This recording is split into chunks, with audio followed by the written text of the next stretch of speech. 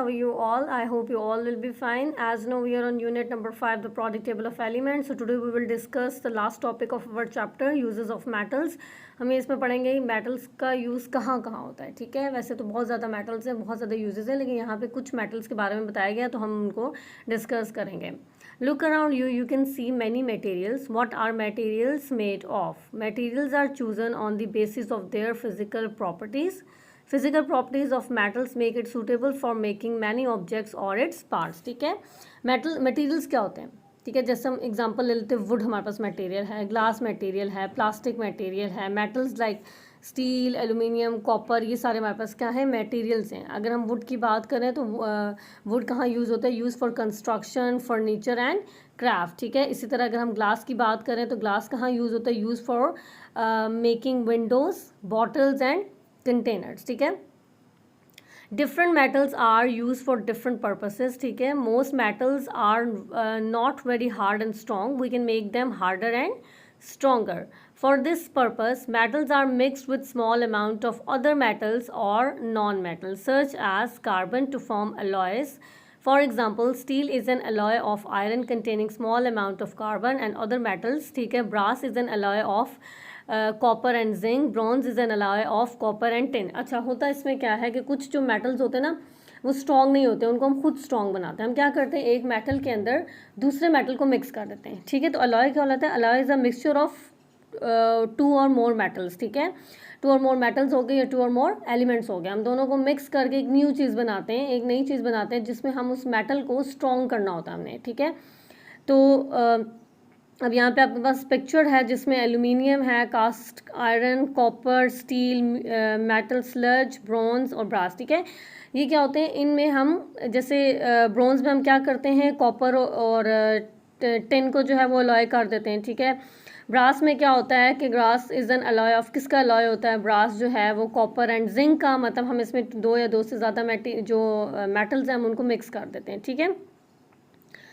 Steel is a good thermal conductor and has high shiny appearance. It has high melting point and do not corrode easily by acids present in food. So steel is used to make kettles and fry pans to withstand high temperature during cooking. ठीक है, steel जो है it's a good thermal conductivity, मतलब ये कि तो good thermal conductor है, ये हीट को जो है ना ईजिली पास ऑन कर लेता है ये. ठीक है, और जो स्टील होता है इसकी जो अपीयरेंस होती है वो शाइनी अपीयरेंस होती है, हाई मेल्टिंग पॉइंट इसका होता है. ठीक है, स्टील का, इसी वजह से स्टील यूज़ किया जाता है केटल्स वगैरह, फ्राई पैन्स वगैरह को बनाने में. क्यों, क्योंकि ये हाई टेम्परेचर पे जो है वो विथस्टैंड कर सकता है. ठीक है, इसके अलावा जो स्टील लाइक फ्राई पैन वगैरह हम यूज़ कर रहे हैं, केटल्स वगैरह यूज़ कर रहे हैं, तो जो भी फूड उसके अंदर प्रेजेंट होता है उसका एसिड जो है वो स्टील, उसका एसिड का स्टील पे कोई इफेक्ट नहीं पड़ता. ठीक है, स्टील से वो क्रूड नहीं होता, उसको जंग नहीं लगता.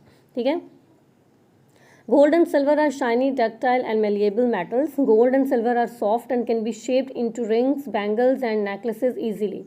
Their shiny appearance make jewelry very attractive, so gold and silver are used to make jewelry. Mixing gold with a small amount of silver and copper can produce different color shades in jewelry. ठीक है, तो क्या होता है, gold and silver ये shiny होते हैं, ductile होते हैं और मेलिएबल मेटल्स होते हैं. ठीक है, आप इनको easily from one shape to another shape convert कर सकते हैं. ठीक है, गोल्ड एंड मेटल्स होते हैं, ऑब्वियसली ये शाइनी होते हैं, इस वजह से जो है ना इनकी इस वजह से ये यूज़ होते हैं ज्वेलरीज वगैरह बनाने में. ठीक है, आप इनको इजीली जो है ना वो रिंग में शेप कर सकते हैं, बैंगल्स बना सकते हैं, इनसे नेकलेसेस वगैरह बना सकते हैं. इनकी अपीयरेंस शाइनी होती है और वेरी अट्रैक्टिव अपीयरेंस होती है, इस वजह से इनको ज्वेलरी के लिए यूज़ किया जाता है. ठीक है, और अगर हम गोल्ड के अंदर बहुत स्मॉल क्वांटिटी में या स्मॉल अमाउंट में हम सिल्वर या कॉपर यूज़ कर लें तो हम एक डिफरेंट कलर शेड जो हैं वो इसमें बना सकते हैं. ठीक है, नेक्स्ट है aluminium is a malleable light and strong metal. It is use to make bicycle frames and rims. क्यों यूज़ होता है metal, it is use to make bicycle frames. ठीक है, वो जो फ्रेम होता है ना बाईसाइकिल का, फ्रेम्स और रिम्स वगैरह होते हैं, उनके लिए जो है एल्यूमिनियम को यूज़ किया जाता है.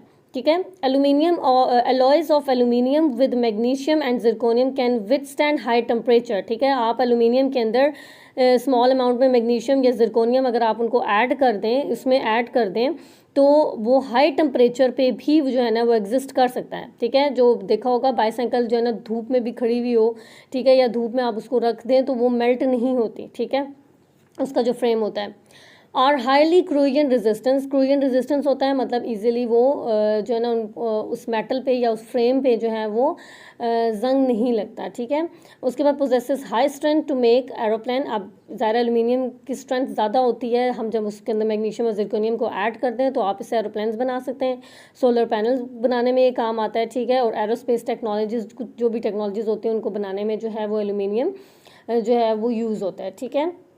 नेक्स्ट है iron is use in construction of bridges, ठीक है। ब्रिजेस और बिल्डिंग्स वगैरह में हम आयरन को यूज़ करते हैं। क्यों यूज़ करते हैं?